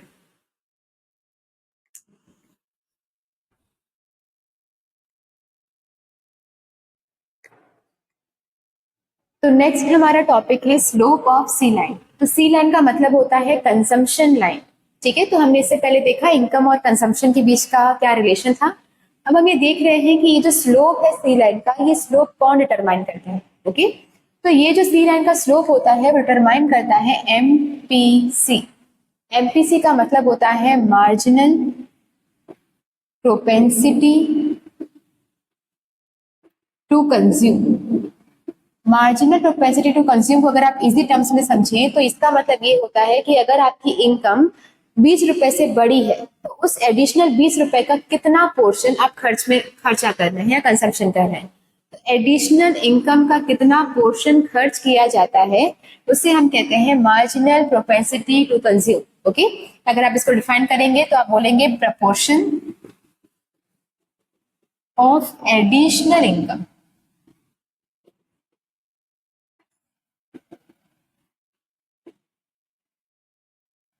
goes on या goes for consumption। तो एडिशनल इनकम का कितना पोर्शन आप कंज्यूम कर रहे हैं उस रेशियो को आप बोलते हो मार्जिनल प्रोपेंसिटी टू कंज्यूम। तो इसका मतलब ये जो है ये एक रेशियो है between change in consumption upon change in income. तो ये बताता है कि अगर आपकी इनकम 20 रुपए से बड़ी है तो इस 20 रुपए में से कितना पोर्शन आप कंज्यूम कर रहे हैं। तो चेंज इन कंजम्पशन, कितना आप अपने कंजम्पशन को बढ़ा रहे हैं with respect to change in income, और ये होता है आपका एमपीसी। और एमपीसी डिटरमाइन करता है, मतलब ये रेशियो डिटरमाइन करता है कि कंजम्पशन लाइन का स्लोप कैसा जाएगा। तो यहाँ पर आपने एक्स एक्सिस में इनकम को दिखाया हुआ है, वाई एक्सिस में हमने कंजम्पशन को दिखाया हुआ है। ओके, तो हमने देखा था कि कंजम्पशन कभी भी जीरो से स्टार्ट नहीं होता, तो यहाँ पर भी वो जीरो से स्टार्ट ना होकर 20 से स्टार्ट हुआ है, तो 20 क्या हो जाएगा? Autonomous consumption. इसके बाद ये पॉजिटिवली जा रहा है, मतलब ऊपर अपवर्ड स्लोपिंग जा रहा है, अब हम ये देख रहे हैं कि इसका स्लोप कैसे डिटरमाइन होगा। अब पहले जब आपका इनकम 100 थी तो कंजम्पशन कितना था, 80 था।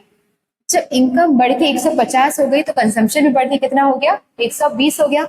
मतलब जो स्लोप में चेंज आया वो यहां से लेकर यहां आया। तो ये जो स्लोप है ये किसने डिटरमाइन किया, एमपीसी ने। अब एमपीसी का मतलब क्या है, चेंज इन कंजम्पशन कितना हुआ अपॉन चेंज इन इनकम कितनी हुई। तो ये दिखा रहा है कि चेंज इन कंजम्पशन कितना हुआ, 180 से 120 चला गया। तो चेंज इन कंजम्पशन क्या है, 80 से 120 जाना। और चेंज इन इनकम क्या है, 100 से 150 को जाना। तो ये चेंज इन इनकम। तो इनका जो रेशियो होता है change in consumption upon change in income, यही डिटरमाइन करता है कि आपका स्लोप कैसा जाएगा। ओके, तो हमने यहाँ पर देखा कि जो इसका स्लोप है वो marginal propensity to consume decide करता है। उसकी डेफिनेशन क्या होती है, उसका रेशियो क्या होता है और किस तरीके से डिटरमाइन करता है। अब हमारे थोड़ा सा एक और देख लेते हैं कि ये जो एमपीसी है ये डिफरेंट है फ्रॉम एपीसी। तो एक होता है मार्जिनल प्रोपेंसिटी टू कंज्यूम और एक होता है एवरेज प्रोपेंसिटी टू कंज्यूम। तो एपीसी का फुल फॉर्म क्या हो जाएगा, average propensity to consume. Marginal बताता है कि एडिशनल इनकम का कितना पोर्शन आप खर्चा कर रहे हैं और एवरेज बताता है कि टोटल इनकम का कितना पोर्शन आप खर्चा कर रहे हैं। तो यहाँ पर डेफिनेशन थी proportion of additional income goes for consumption. APC हो जाएगा proportion of total income goes for total consumption, या फिर proportion of income goes for consumption. तो यहाँ पर एडिशनल इनकम नहीं है, टोटल अगर आप 120 रुपए कमा रहे हैं तो टोटल 120 रुपए में से कितना खर्चा कर रहे हैं वो हो जाता है आपका एपीसी। जैसे यहाँ पर अगर आप change in C upon change in Y देखें तो चेंज इन सी कितना हुआ, 80 से 120, मतलब चेंज इन सी कितना हुआ, 40। और इनकम कितनी इंक्रीज हुई, 100 से 150, मतलब इंक्रीज कितना हुआ, 50। तो एमपीसी कैसे निकलेगा, 40 अपॉन 50 करके। 40 इंक्रीज कितना हुआ और 50 यहाँ पे इनकम कितनी इंक्रीज है। लेकिन अगर आप एपीसी देखेंगे तो ये proportion of total income goes for consumption है, कि पूरे इनकम में से कितना आपने कंज्यूम किया। इसका रेशियो क्या हो जाएगा, सी अपॉन वाई, टोटल इनकम में से कितना पोर्शन आप कंज्यूम कर रहे हैं। तो इस केस में अगर आप देखेंगे तो पुराने वाले केस में जब आपकी इनकम 100 थी, आप कंज्यूम कर रहे थे 80, तो वहां पर एपीसी कितना हो जाएगा, कंजम्पशन 80 अपॉन इनकम 100। और बाद वाले केस में एपीसी बदल जाएगा जब आपकी कंजम्पशन हो गया, जब आपका कंजम्पशन हो गया 120, इनकम हो गई 150, तो एपीसी कितना हो जाएगा, 120 अपॉन 150। ओके, तो एमपीसी चेंज होता है, एपीसी टोटल होता है। लेकिन ये जो स्लोप है ये स्लोप को डिटरमाइन करता है change in C upon change in Y. तो एपीसी और एमपीसी दोनों कॉन्सेप्ट क्लियर होने चाहिए और आपको ये पता होना चाहिए कि स्लोप सिर्फ एमपीसी डिसाइड करता है, ना कि एपीसी। तो स्लोप डिसाइड करेगा एमपीसी, एपीसी स्लोप डिटरमाइन नहीं करता है। अब नेक्स्ट हम कंजम्पशन फंक्शन को समझेंगे एल्जेब्रिक प्रेजेंटेशन के साथ। तो इससे पहले आप ये देख लीजिए कि ये जो आपका कंजम्पशन फंक्शन का स्लोप होता है, सी लाइन का स्लोप होता है, ये हमेशा ही लीनियर होता है। लीनियर होने का रीजन, अच्छा लीनियर का मतलब क्या होता है कि ये स्लोप ना तो ऐसा कॉन्केव जाएगा ना कॉन्वेक्स जाएगा, मतलब ऐसे स्लोप ना होकर ये स्ट्रेट लाइन ही जाएगा, तो ये लीनियर कहते हैं। ठीक है, तो ये लीनियर इसलिए होता है क्योंकि एमपीसी आपका कांस्टेंट होता है। एमपीसी ना तो इंक्रीज है ना तो डिक्रीज हो रहा है, एमपीसी कांस्टेंट है। एमपीसी के कांस्टेंट होने का मतलब ये कि जैसे हमने यहाँ पे निकाला MPC change in C upon change in Y, change in C हुआ 40, चेंज इन वाई हुआ 50, एमपीसी का कितना हो जाएगा 0.8। तो ये 0.8 आपका एमपीसी है। इसका मतलब क्या है कि जब भी आप 1 रुपए कमाएंगे तो उसका 0.8 आप कंज्यूम करेंगे, 100 रुपए कमाएंगे तो उसका 80 रुपए आप कंज्यूम करेंगे। मतलब ये 0.8 क्या दिखा रहा है, 80%। तो ये जो आपका एमपीसी का परसेंटेज है ये चेंज नहीं होगा। इसका मतलब हर बार जितनी भी आप इनकम अर्न कर रहे हैं उसका 80% हमेशा ही कंज्यूम करेंगे। ऐसा नहीं है कि कभी 50 कर रहे हैं, कभी 40 कर रहे हैं, कभी 30 कर रहे हैं, तो ये जो रेट है वो सेम रहेगा। तो जितना भी आपने कमाया है उसका एक फिक्स परसेंटेज एमपीसी मतलब 0.8 है, तो हमेशा ही उसका 0.8% या फिर 80% आप कंज्यूम कर रहे होंगे। ओके, ऑब्वियसली अभी असम्पशन है क्योंकि आप 12th क्लास में हैं तो आप सारी चीजों को एक साथ चेंज नहीं कर सकते। तो अभी सिर्फ हम अज्यूम करके चल रहे हैं कि जो एमपीसी है वो कांस्टेंट रहेगा। इसका मतलब कि ये रेट जो आप कंज्यूम कर रहे हैं वो कांस्टेंट रहेगा और उसकी वजह से आपका जो कर्व है वो भी लीनियर बनेगा। अब हम देख रहे हैं कि अलजेब्रिक प्रेजेंटेशन कैसे होता है कंजम्पशन फंक्शन का। तो अलजेब्रिक एक्सप्रेशन में हम देखते हैं कि कंजम्पशन अगर आपको निकालना है तो consumption will be equal to C bar plus B one, जिसमें सी बार का डिनोट करता है ऑटोनॉमस कंजम्पशन। ऑटोनॉमस कंजम्पशन वही जो कि जीरो लेवल ऑफ इनकम पे भी कुछ ना कुछ हम कंजम्पशन कर रहे होते हैं, वो कंजम्पशन जो हमेशा रहता है irrespective of the income is known as autonomous consumption. B यहाँ पे दिखाता है एमपीसी और वाई प्रेजेंट करता है इनकम। तो आपका कंजम्पशन निकलेगा कैसे, वही वो ऑटोनॉमस मतलब मिनिमम अमाउंट ऑफ कंजम्पशन जो इररिस्पेक्टिव ऑफ इनकम आप कर रहे हो, उसमें आप प्लस करेंगे इनकम का वो पोर्शन जो आपने स्पेंड किया, मतलब आपकी इनकम का एक पोर्शन जो आपने स्पेंड किया प्लस जो बेसिक रिक्वायरमेंट थी वो, उनको प्लस करेंगे तो ये आपका क्या आ जाएगा, कंजम्पशन। ओके, तो हम मान के चल रहे हैं कि ऑटोनॉमस कंजम्पशन किसी भी पर्सन का 200 रुपए है, मतलब वो अगर कुछ ना भी कमाए तो 200 का खर्चा वो करेगा। उसका बी 0.7 है और उसकी इनकम 1000 है। ओके, तो उस केस में कंजम्पशन कैसे हो जाएगा, consumption will be equal to autonomous consumption मतलब 200 प्लस एमपीसी मतलब बी कितना हो जाएगा 0.7 और वाई कितना हो जाएगा 1000। तो इसका मतलब ये हो जाएगा 200 प्लस 700 ये हो जाएगा 900 की। ओके, तो यहाँ पर जो बी लिखा है इस बी की जगह अगर एमपीसी भी दिया होता तो भी ये वही होता, मतलब बी का मतलब क्या होता है एमपीसी। आई होप आप समझ रहे हैं। तो इन चीजों में से अगर उन्हें कोई 3 चीजें दी हुई है, कंजम्पशन, ऑटोनॉमस कंजम्पशन, एमपीसी और इनकम, इन चारों में से उन्होंने कोई 3 चीजें दी गई है। तो नेक्स्ट हमारा टॉपिक है सेविंग फंक्शन। तो इससे पहले अगर आपको कंजम्पशन फंक्शन समझ में आ गया है तो सेविंग फंक्शन सेम है, बस थोड़ा बहुत वर्ड्स चेंज करना है। तो सेविंग फंक्शन क्या हो जाएगा, saving function is functional relationship between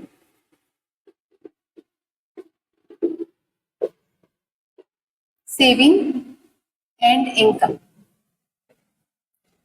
तो आप कितना पोर्शन, कितना आप कमा रहे हैं उसका कितना पोर्शन आप सेव कर रहे हैं, मतलब अगर आपकी इनकम बढ़ती जा रही है तो सेविंग कैसे रिएक्ट करेगी, इनके बीच के रिलेशनशिप को हम समझते हैं सेविंग फंक्शन के अंदर। ठीक है, तो इसमें भी आपकी 3 ऑब्जर्वेशन निकलेंगी। पहले, जब आपकी इनकम लेवल 0 हो रही होती है, 0 लेवल ऑफ इनकम पर जब आप कुछ बेसिक कंजम्पशन करते हैं, मतलब आप ऑटोनॉमस कंजम्पशन करते हैं, तो उस टाइम पर आपकी सेविंग नेगेटिव होती है। इसका मतलब अगर आपने कमाया कुछ भी नहीं है और आप खर्चा कर रहे हैं 20 रुपए का, तो वो 20 रुपए कहाँ से आ रहे हैं, सेविंग से आ रहे हैं। तो आप सेविंग से पैसा निकाल रहे हो तो उस टाइम पर आपकी सेविंग नेगेटिव होती है। So at the 0 level of income, because the consumption is not equal to 0, that's why saving will be negative. तो आपने कमाया कुछ भी नहीं है, कंजम्पशन आपने ज्यादा किया है, ऑटोनॉमस कंजम्पशन है, तो उस टाइम पर आपकी सेविंग नेगेटिव होगी। उसके बाद आपकी जो सेविंग होगी वो will be positively related to the income. तो इसका मतलब उसके बाद जैसे ही आपकी इनकम बढ़ना शुरू करेगी वैसे वैसे आपकी सेविंग भी बढ़ना शुरू करेगी। But saving can never be more than income. तो इनकम का सिर्फ एक पोर्शन होता है सेविंग, ये कभी भी इनकम से ज्यादा नहीं हो सकती है। तो जैसे जैसे इनकम बढ़ेगा वैसे वैसे सेविंग बढ़ेगी, पर सेविंग बहुत कम रेट से बढ़ेगी। इसका मतलब ये कि वो कभी भी इनकम से ऊपर नहीं जा सकती है, सेविंग हमेशा ही इनकम के नीचे रहेगी, मतलब उसके बिलो रहेगी। ओके, तो 0 लेवल ऑफ इनकम पर सेविंग नेगेटिव होती है और उसके बाद जब इनकम बढ़ेगी तो सेविंग भी बढ़ेगी, लेकिन सेविंग कभी भी इनकम से ज्यादा नहीं हो सकती। कंजम्पशन जो है वो इनकम से ज्यादा हो सकता था, लेकिन सेविंग कभी भी इनकम से ज्यादा नहीं होगी। ओके, इसी को ही अगर आप टेबुलर रिप्रेजेंटेशन देंगे तो यहाँ पे आपको 3 चीजें दिखानी पड़ेंगी, क्योंकि अल्टीमेटली जो सेविंग है वो इस पर डिपेंड करता है कि आपने खर्चा कितना किया। तो अगर एक तरफ आपकी इनकम है, दूसरी तरफ आपका कंजम्पशन है, तीसरी तरफ आपकी सेविंग हो जाएगी। अगर इनकम 0, 100, 200, 300 एंड 400, जब 0 लेवल ऑफ इनकम था तो आपने कंजम्पशन कुछ ना कुछ किया था, फिर जैसे जैसे आपकी इनकम बढ़ी वैसे वैसे आपने अपना कंजम्पशन बढ़ाया था। तो उसके हिसाब से आपकी सेविंग कैसे रिएक्ट करेगी, जब इनकम 0 है, कमा कुछ भी नहीं रहे, कंजम्पशन 20 है, तो उस टाइम पर सेविंग कितनी हुई होगी? -20। ये 20 रुपीज कहाँ से आए होंगे? आपने अपनी सेविंग से निकाले होंगे। अगेन आपने कमाया 100 रुपए, खर्चा कर दिया 120 रुपए, तो सेविंग कितनी होगी? -20। कमाया आपने 200 रुपए, खर्चा भी 200 का हो गया, तो सेविंग 0। फिर हो जाएगा सेविंग पॉजिटिव, कमाया 300, खर्चा किया 240 रुपए, तो सेविंग हो जाएगी 60 और फिर ये हो जाएगी 80। ओके, तो कुछ टाइम तक तो सेविंग नेगेटिव रहती है। एक टाइम के बाद जब आपका इनकम आपकी कंजम्पशन के इक्वल हो जाता है तो सेविंग 0 हो जाती है। इसके बाद जब इनकम ज्यादा है, कंजम्पशन कम है, तो उस टाइम पर हमारी सेविंग पॉजिटिव हो जाती है। इसका डायग्रामेटिक प्रेजेंटेशन बनाने के लिए आपको 2 क्वाड्रेंट लेने पड़ेंगे, क्योंकि यहाँ पर सेविंग नेगेटिव से शुरू होती है। तो ये 0 है, ये पॉजिटिव साइड है और ये नेगेटिव साइड है। एक्स एक्सिस में हम रिप्रेजेंट कर रहे होते हैं इनकम। अच्छा, आपको ये पता होगा कि हम वैसे भी मैक्रो इकोनॉमिक्स पढ़ रहे हैं, तो ये इनकम किसी एक इंसान की नहीं है, ये नेशनल इनकम है। तो यहाँ पर अगर आपको जीडीपी भी लिखा हुआ मिल जाए तो वो गलत नहीं होगा। तो नेशनल इनकम, जीडीपी या फिर इनकम लिखा हो तो भी ठीक है। और यहाँ वाई एक्सिस में आपको मिलेगा, अभी हम देख रहे हैं सेविंग। ओके, तो सेविंग कभी भी ऊपर से या 0 से शुरू नहीं होती है, नेगेटिव से शुरू होती है।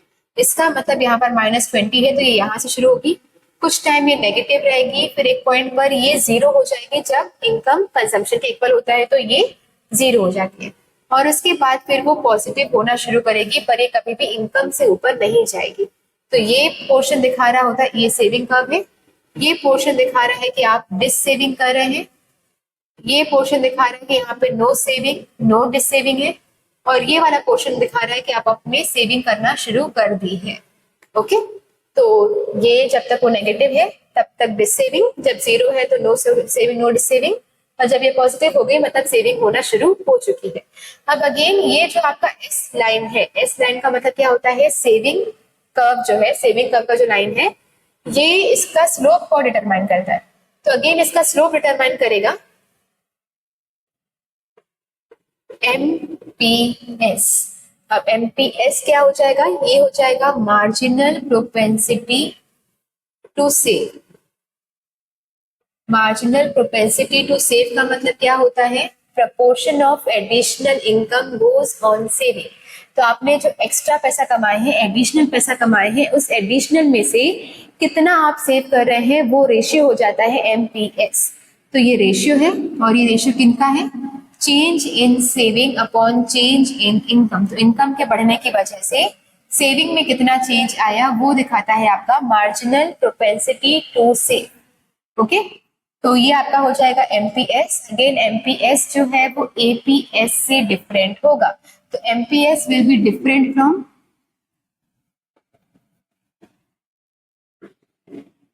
APS, क्योंकि APS क्या दिखा रहा है? Average propensity to save. Average propensity to save का मतलब क्या होता है? Proportion of income goes on saving. तो टोटल इनकम का कितना पोर्शन आप सेव कर रहे हैं वो APS बताएगा। इसका मतलब इसका रेशियो हो जाएगा S/Y। तो MPC क्या बताता है? Proportion of additional income goes on consumption. APC क्या बताता है? Proportion of income goes on consumption. MPS क्या बताता है? Proportion of additional income goes on saving. And APS क्या बताता है? Proportion of income goes on saving. Okay, तो मार्जिनल एडिशनल इनकम की बात कर रही होती है कि एडिशनल इनकम में से कितना एडिशनल सेव किया, और APS बात कर रहा होता है टोटल इनकम में से टोटल कितना सेव किया।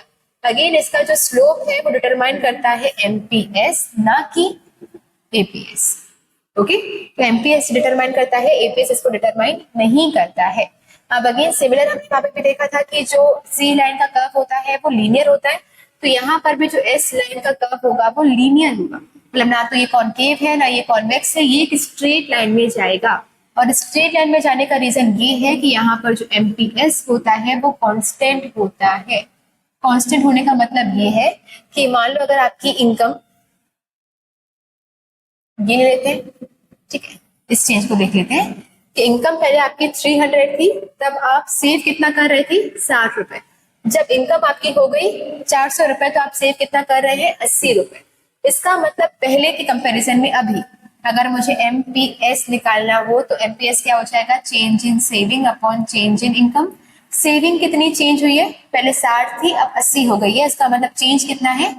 20 और चेंज इन इनकम कितना है, पहले 300 था अब 400 हो गया है, तो इनकम में चेंज कितना आ गया 100। ओके, तो यहाँ पे ये रेशियो कितना निकलेगा 0.2। 0.2 का मतलब क्या है 20%। इसका मतलब जितनी भी आपकी इनकम बढ़ेगी उस बढ़ी हुई इनकम का, एडिशनल इनकम का 20% हमेशा आप सेव करेंगे।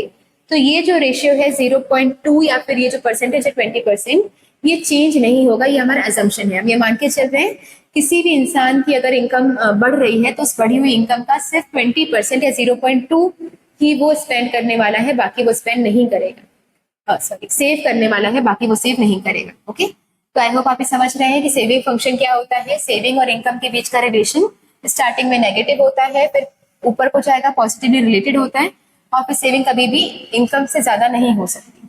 टेबुलर रिप्रेजेंटेशन देखा, उसका कर्व देखा, कर्व का स्लोप डिटरमाइन करता है एमपीएस। एमपीएस क्या होता है, proportion of additional income goes on saving. Ratio होता है change in S upon change in Y. ये डिफरेंट होता है एपीएस से, और एपीएस का मतलब क्या होता है, average propensity to save, proportion of income goes on saving. Okay, ये स्लोप डिटरमाइन करता है एमपीएस, ना कि एपीएस। तो एमपीएस यहाँ पर, क्योंकि इसका जो स्लोप है वो हमेशा लीनियर रहेगा, लीनियर होने का रीजन ये है कि एमपीएस कांस्टेंट है, वो चेंज नहीं होगा। ओके,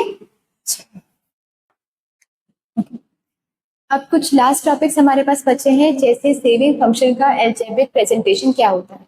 तो हमने इससे पहले कंजम्पशन फंक्शन का देखा था कि consumption is equal to autonomous consumption plus B Y, जिसमें ऑटोनॉमस कंजम्पशन सी बार दिखाता है ऑटोनॉमस कंजम्पशन, बी का मतलब होता है एमपीसी और वाई मतलब आपकी होती है इनकम। इसी से डिराइव होता है आपका saving function.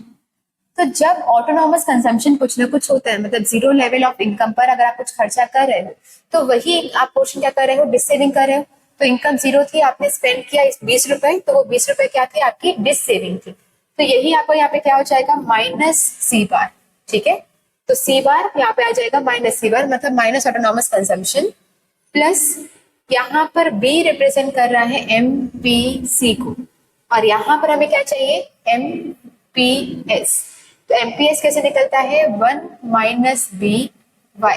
1 minus B Y का मतलब क्या होता है, या तो आप इनकम का, एडिशनल इनकम का कुछ पोर्शन या तो आप खर्च करे होंगे या तो स्पेंड करे होंगे। अगर मैंने बोला आपने 100 रुपए कमाए, उसमें से 80% आपने स्पेंड किया, तो सेव कितना किया होगा, 20। मतलब इनकम का अगर आपने एक पोर्शन कंज्यूम किया तो दूसरा पोर्शन सेव किया होगा। तो वैसे ही अगर यहाँ पर एमपीसी 0.4 है, 0.4 का मतलब क्या है, 40%, तो आपने सेव कितना किया होगा, 60। अगर आपने स्पेंड किया है 20%, तो सेव कितना किया होगा, 80। तो अगर ये 0.4 है तो ये 0.6 होगा, ये 0.9 है तो वहां पर हमें क्या होगा, 0.1 सेव किया होगा। तो ये कैसे निकलेगा, 1 माइनस बी, जहाँ पे 1 माइनस बी क्या दिखा रहा है, एमपीएस, और वाई दिखा रहा है इनकम। तो ये सेविंग है, ये दिखा रहा है ऑटोनॉमस कंजम्पशन, 1 माइनस बी दिखा रहा है एमपीएस, और वाई दिखा रहा है आपका इनकम।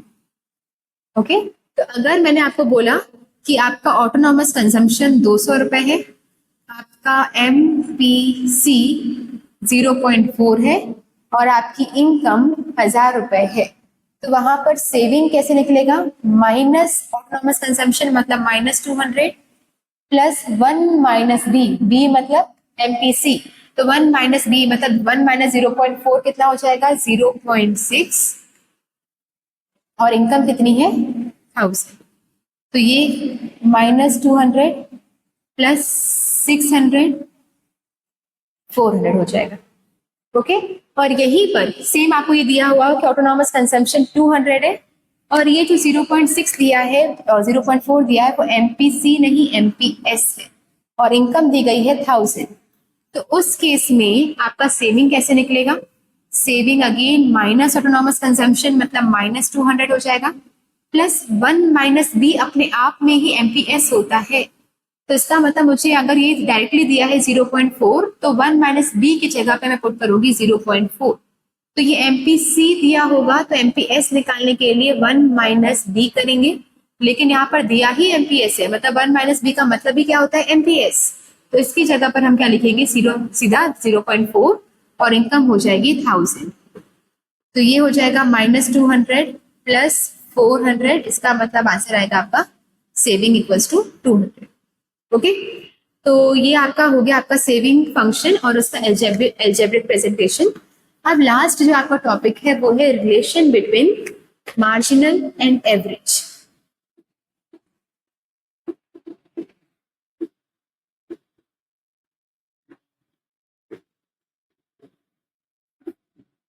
तो marginal relationship between marginal consumption and saving, average propensity to consume and saving। तो इस मार्जिनल कंजम्पशन और मार्जिनल सेविंग के बीच में क्या डिफरेंस है, एवरेज कंजम्पशन और एवरेज सेविंग के बीच में क्या डिफरेंस है, इसका मतलब एमपीसी और एमपीएस के बीच में क्या डिफरेंस है, एपीसी और एपीएस के बीच में क्या डिफरेंस है। तो हम यहाँ पे देखेंगे कि एमपीसी और एमपीएस के बीच में रिलेशन ये होता है कि एमपीसी और एमपीएस का सम हमेशा ही इक्वल होना चाहिए 1 के, एंड सिमिलरली एपीसी और एपीएस का सम ये इक्वल होना चाहिए 1 के। तो एमपीसी प्लस एमपीएस 1 होता है, एपीसी प्लस एपीएस 1 होता है। हाँ, अब आप इसको आप प्रूफ करेंगे तो मान लो अगर मैं पहली कंडीशन ले लूं एमपीसी एमपीएस को हमें प्रूफ करना है 1 के इक्वल, तब हमेशा ये बताएंगे कि इनकम के 2 ही पोर्शन होते हैं, 2 कंपोनेंट होते हैं, एक होता है कंजम्पशन और एक होता है सेविंग। तो आपने जितना भी पोर्शन जितना भी अमाउंट आपने कमाया हुआ है उसका कुछ पोर्शन आप कंज्यूम करेंगे और बाकी का बचा हुआ आपकी सेविंग हो जाएगी। तो अगर आपने आपकी इनकम चाहे कुछ भी रही हो, अगर आपने उसका 1/4 कंज्यूम किया है तो सेव कितना किया होगा, 3/4। अगर आपने उसका हाफ कंज्यूम किया है तो सेव कितना किया होगा, हाफ। अगर आपने उसका मान लो 3/5 कंज्यूम किया है तो सेव कितना किया होगा, 2/5। इसका मतलब ये है कि या तो आपने उस पोर्शन में से कुछ कंज्यूम किया होता है या तो सेव किया होता है। तो अगर आपको इनकम में आपने कितना कंज्यूम किया वो पता चल जाए तो आप सेविंग निकाल सकते हो। मतलब अगर मैं बोलूँ इस महीने मैंने 20,000 रुपए कमाए जिसमें से 14,000 रुपीज स्पेंड कर दिए, तो 20,000 में से 14,000 स्पेंड किए तो बचे कितने, 6,000, वो मेरी क्या हो जाएगी, सेविंग। ओके, तो इनकम के 2 ही पोर्शन होते हैं, या तो आप उसे कंज्यूम करते हैं या तो आप उसे सेव करते हैं। तो income will be always equal to consumption plus saving.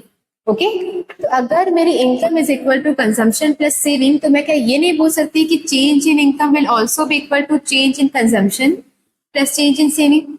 So my income is equal to consumption plus saving. Therefore, my change in income will also be equal to change in consumption plus change in saving. इसका मतलब मेरी additional income जो आई है उसमें से भी या तो मैंने कुछ कंज्यूम किया होगा और बचा हुआ मैंने सेव किया होगा। अब आप लिखेंगे डिवाइडिंग चेंज इन वाई या change in income both sides. तो इस वाली इक्वेशन में, फर्स्ट वाली इक्वेशन में आप दोनों साइड पर, लेफ्ट हैंड साइड पर, राइट हैंड साइड पर चेंज इन वाई को डिवाइड कर लेंगे। तो आपका आंसर क्या आ जाएगा, change in Y upon change in Y, change in C upon change in Y plus change in S upon change in Y. तो यहां से चेंज इन वाई कैंसिल होके 1 आ गया।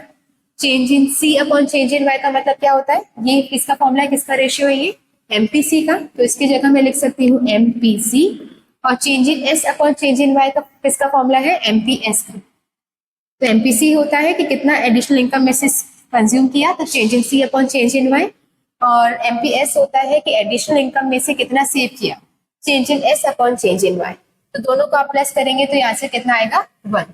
तो हेंस प्रूफ कि हमारा MPC plus MPS equals to 1 होता है। सिमिलरली अगर आप एपीसी और एपीएस का बताएंगे तो यहाँ से शुरुआत तो आप सेम करेंगे कि आपकी इनकम इक्वल होनी चाहिए सी प्लस एस के।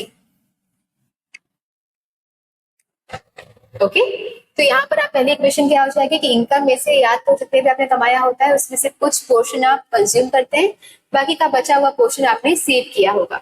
अब फिर यहीं पर इसी इक्वेशन में आप डिवाइड कर देंगे y ऑन बोथ साइड्स, तो आपको मिलेगा y upon y equals to c upon y plus s upon y। तो y कैंसिल हो जाएगा तो इसकी जगह बचेगा 1। c अपॉन y का मतलब क्या होता है, किसका फॉर्मूला है, एपीसी का, टोटल इनकम में से टोटल जितना आपने खर्चा किया, प्लस s अपॉन y किसका फॉर्मूला है, एपीएस का, टोटल इनकम में से टोटल कितना सेव किया, तो ये बन जाएगा 1 equals to APC plus APS, तो हेंस प्रूव्ड। तो आपको स्टार्टिंग में बस ये लेना है कि इनकम का आधा अगर कुछ पोर्शन आपने कंज्यूम किया है तो बचा हुआ पोर्शन सेव होगा। इसका मतलब इनकम के दो ही कंपोनेंट होते हैं, सी प्लस एस। अगर तो वो एपीसी है तो बस आप इसको डिवाइड कर देंगे वाई से, तो आपको आंसर मिल जाएगा। अगर आप मार्जिनल का प्रूफ कर रहे हैं तो y equals to C plus S, therefore change in y will also be equal to change in c plus change in s। Divide कर देंगे चेंज इन y से, तो आपको मिल जाएगा 1 equals to MPC plus MPS. Okay, तो यहाँ पर आपको ये चैप्टर खत्म होता है। कुछ हम प्रैक्टिस क्वेश्चंस भी हैं वो लगाएंगे and that's it.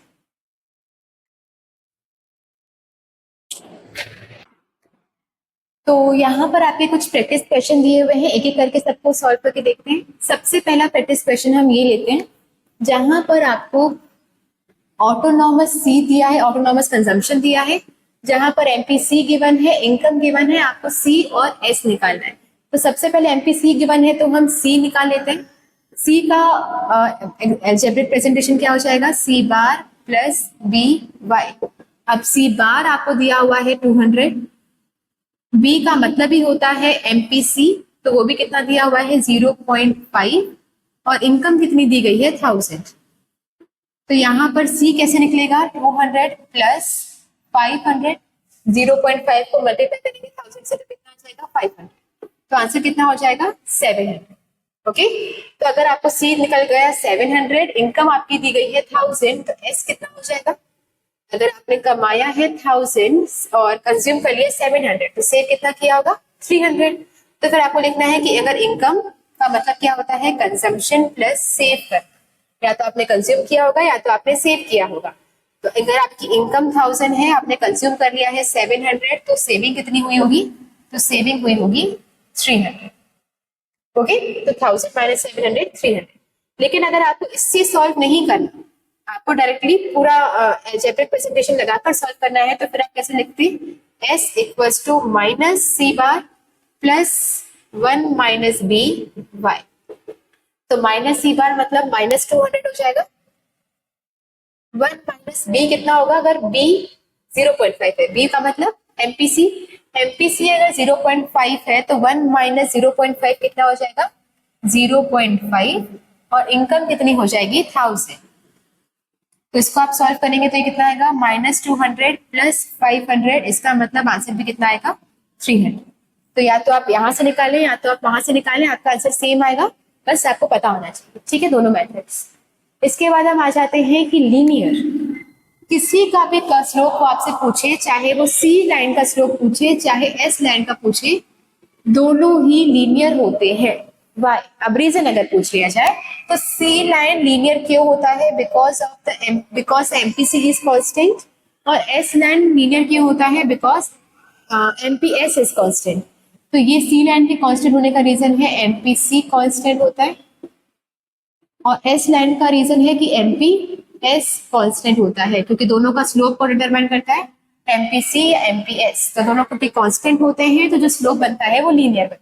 Okay, next आपका क्वेश्चन लेते हैं कि अगर सी बी वाई है, सी इक्वल्स टू बी वाई है, तो एस इक्वल्स टू क्या होगा। हमने देखा था कि सी फंक्शन और एस फंक्शन जो होता है वो सी फंक्शन पे डिपेंड होता है। तो यहाँ पर सी है, वहां पे माइनस सी बार हो जाएगा, यहाँ पर बी वाई है, वहां पे 1 माइनस बी वाई हो जाएगा। तो यहाँ पर अगर सी दिया हुआ है बी वाई, मतलब यहाँ पे ऑटोनॉमस कंजम्पशन नहीं दिया, तो यहाँ पर भी ऑटोनॉमस कंजम्पशन नहीं आएगा। तो फिर एस सिंपली क्या हो जाएगा, बी की जगह 1 माइनस बी, और y तो सेम रहेगा। तो c अगर बी वाई है तो s कितना हो जाएगा 1 minus B Y. Okay, next आते हैं। नेक्स्ट आपका क्वेश्चन हो जाएगा कि स्लोप ऑफ c अगर 0.6 है तो स्लोप ऑफ s कितना होगा। तो आपको यहाँ पे समझना है कि स्लोप ऑफ c होता क्या है। तो c का स्लोप कौन डिटरमाइन करता है, एमपीसी। तो स्लोप ऑफ c मतलब एमपीसी अगर 0.6 है तो एमपीएस कितना होगा वो आपको निकालना होगा। तो हमने अभी देखा था कि एमपीसी प्लस एमपीएस दोनों को प्लस करेंगे तो 1 मिलेगा, जिसमें से एमपीसी अगर 0.6 है, एमपीएस आप निकालेंगे तो एमपीएस कितना हो जाएगा 1 माइनस 0.6, एक में से 0.6 जाता है तो 0.4 बचता है। तो ये आपका क्या हो जाएगा एमपीएस। ओके, नेक्स्ट क्वेश्चन, जहां पर आपको सेविंग निकालना है और आपको दिया गया है ऑटोनोमस कंजम्पशन, एमपीएस और इनकम। तो एस फंक्शन क्या हो जाता है, minus C bar plus 1 minus B Y. Autonomous consumption दिया है -200, 1 माइनस बी का मतलब ही क्या होता है, एमपीएस। तो एमपीएस अगर डायरेक्टली गिवन है तो हम उसको 1 में से माइनस नहीं करेंगे, तो बी मतलब होता है एमपीसी, 1 माइनस बी क्या हो जाता है, एमपीएस। तो डायरेक्टली लिखेंगे 0.4 और इनकम कितनी हो जाएगी, 1000। तो ये हो जाएगा -200 प्लस 400, इसका मतलब आपका सेविंग आएगा 200। ओके, तो यहाँ पे ये सारे क्वेश्चन हमने सॉल्व कर लिए। अब बचते हैं ये 2 क्वेश्चन, ठीक है। तो यहाँ पर आपको दिया गया है इनकम और कंजम्पशन, आपको निकालना है एपीएस कितना होगा। तो सबसे पहले तो आपको एपीएस का रेशियो पता होना चाहिए। एपीएस निकलता है एस अपॉन वाई करके। तो वाई आपको गिवन है 1000 करोड़ और सेविंग कितनी हो जाएगी, अगर आपने कमाया है 1000 और आपने कंज्यूम कर लिया 750, तो income is equal to C plus S. इसका मतलब सेविंग निकालनी है, तो सेविंग क्या निकलेगी, वाई माइनस सी करके। तो 1000 में से 750 गया, 1000 कमाया, 750 उड़ा दिया, तो 1000 माइनस 750 होता है 250। तो सेविंग कितनी हो जाएगी, 250, इनकम हो जाएगी 1000। इसको आप सॉल्व करेंगे तो आंसर कितना आएगा, 0.25। तो एपीएस कितना हो जाएगा, 0.25। ओके, नेक्स्ट और लास्ट क्वेश्चन है आपका कि इनमें से कौन सा नेगेटिव पॉजिटिव ये सब हो सकता है। तो सबसे पहला है, क्या एपीएस कभी नेगेटिव हो सकता है। एपीएस का मतलब क्या होता है, सेविंग अपॉन इनकम। ये नेगेटिव कब होगा, जब सेविंग नेगेटिव होगी। तो क्या सेविंग नेगेटिव हो सकती है, यस। हमने देखा था कि अगर आपका इनकम 0 है और आप कुछ ना कुछ कंज्यूम कर रहे हैं तो उस टाइम पर आपकी सेविंग नेगेटिव हो रही होगी। तो एपीएस भी नेगेटिव हो सकता है। क्या आपका एपीसी नेगेटिव हो सकता है। तो एपीसी का रेशियो क्या होता है, सी अपॉन वाई। इसके नेगेटिव होने का मतलब है कि कंजम्पशन नेगेटिव होगा। पर क्या कंजम्पशन कभी नेगेटिव हो सकता है, या तो आप कुछ खा सकते हो या नहीं खा सकते, पर आप मतलब नेगेटिव कैसे कर सकते हैं, वॉमिट नहीं कर सकते ना। तो यहाँ पर ये क्या हो जाएगा, एपीसी इक्वल्स टू नेगेटिव, ये नहीं हो सकता है। तो कंजम्पशन या तो होता है या नहीं होता है, नेगेटिव नहीं होता। इसके बाद है एपीसी क्या मोर देन 1 हो सकता है। तो एपीसी मतलब अगेन यही सी अपॉन वाई, ये मोर देन 1 कब होगा, अच्छा जब न्यूमरेटर ज्यादा होता है डिनोमिनेटर कम होता है, तो ओवरऑल आंसर आपका मोर देन 1 आता है। तो ये मोर देन 1 होने का मतलब ये है कि जहां पर कंजम्पशन इनकम से ज्यादा। क्या कंजम्पशन इनकम से ज्यादा हो सकती है, हमने देखा था कि इनकम 0 होती है तो भी कुछ ना कुछ कंजम्पशन होता है। तो स्टार्टिंग में कंजम्पशन इनकम से ज्यादा होती है, तो ये मोर देन 1 हो सकता है, एपीसी। इसके बाद है, क्या एमपीसी मोर देन 1 हो सकता है। एमपीसी का मतलब change in C upon change in Y, क्या ये मोर देन 1 हो सकता है। तो कोई भी मार्जिनल वाली चीज मोर देन 1 नहीं हो सकती है। आप टोटल इनकम में से ज्यादा खर्चा कर सकते हो, टोटल आपने कमाया 100 रुपए और आप 120 रुपए खर्च कर सकते हो। लेकिन अगर मैं आपसे ये पूछूं कि आपने जो एडिशनल कमाया उस एडिशनल में से कितना खर्चा किया, तो या तो आप उस एडिशनल कमाई का कुछ खर्चा करोगे या तो नहीं करोगे। उस एडिशनल में से कैसे डिसेविंग हो सकती है। तो यहाँ पर कुछ भी मार्जिनल वाली चीज होगी तो वो मोर देन 1 नहीं जा सकती है। तो एपीएस नेगेटिव हो सकता है क्योंकि सेविंग नेगेटिव होती है। एपीसी नेगेटिव नहीं हो सकता क्योंकि कंजम्पशन कभी नेगेटिव नहीं होता। एपीसी मोर देन 1 हो सकता है क्योंकि कंजम्पशन इनकम से ज्यादा हो सकती है। लेकिन एमपीसी नेगेटिव मोर देन 1 नहीं हो सकता क्योंकि मार्जिनल वाली चीजें मोर देन 1 नहीं जाती है। क्या एमपीसी या एमपीएस में से कोई भी नेगेटिव हो सकता है। तो एमपीसी या एमपीएस में से कोई भी चीजें नेगेटिव नहीं हो सकती है। तो मार्जिनल वाली चीजें ना तो नेगेटिव जाती है ना तो मोर देन 1 जाती है। एक तो ये हमेशा पॉजिटिव रहेंगी और 1 से कम रहेंगी। इसका मतलब हर मार्जिनल वाली चीज वेरी करती है फ्रॉम 0 to 1। 0 भी हो सकती है 1 भी हो सकती है, लेकिन ना तो 0 के इस तरफ जाएगी ना नेगेटिव में जाएगी ना 1 के उस तरफ जाएगी। तो मार्जिनल प्रोपेंसिटी टू कंज्यूम हो या मार्जिनल प्रोपेंसिटी टू सेव हो, दोनों में से कोई भी ना तो नेगेटिव होता है ना तो मोर देन 1 होता है। ओके, बाकी रीजन आपने देख लिए। तो बस यहीं पर आपका चैप्टर कंप्लीट होता है। मिलते हैं फिर नेक्स्ट चैप्टर में।